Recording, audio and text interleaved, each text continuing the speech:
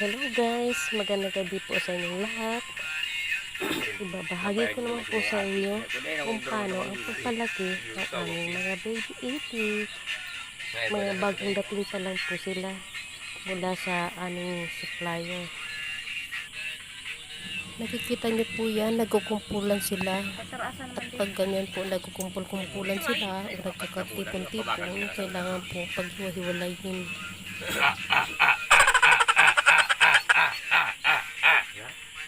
Ganyan po guys ang ginagawa namin para maghiwa-hiwalay sila. Delikado po kasi baka may mamatayan. Guys, kailangan po 3 days po silang babantayan. Umaga't gabi. Wala pong tulugan. Okay, dyan ito ting ano.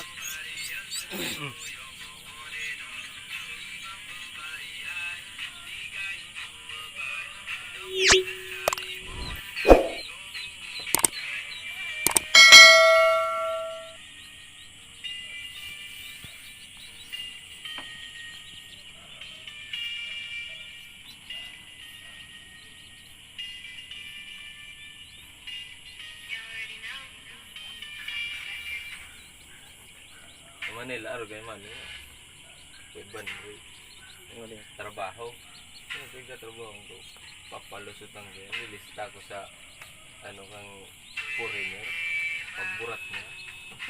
Ayan guys, sa susunod naman po, ipapakita ko po sa inyo ang kanilang paglaki. Antayin po natin hanggang 45 days.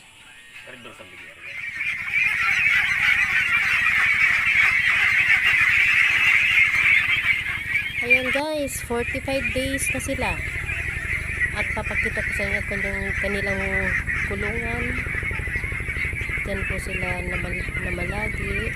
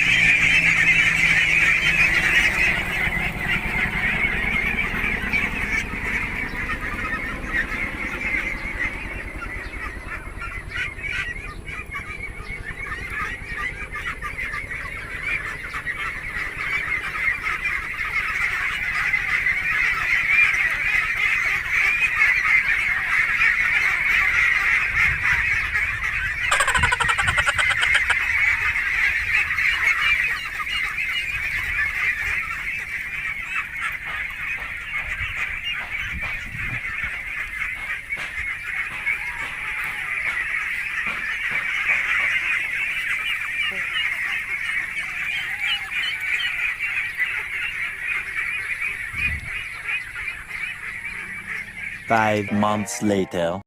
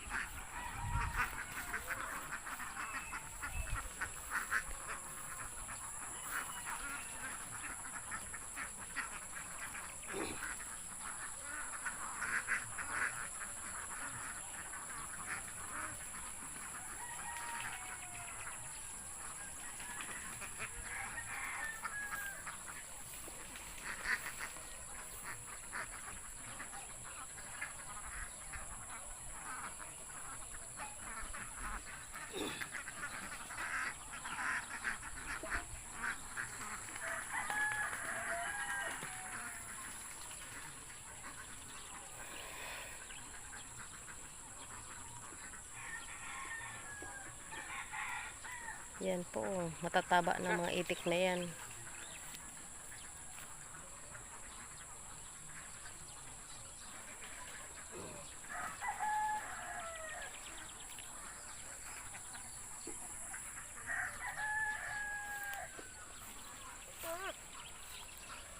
lagi.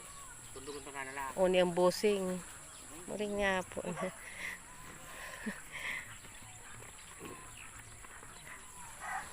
Sabay talikod. Takot po siya guys sa camera. Pasensya na kayo. Oh, may nakasuway naman. May nakasuway na naman niya akong itik. Kagaya.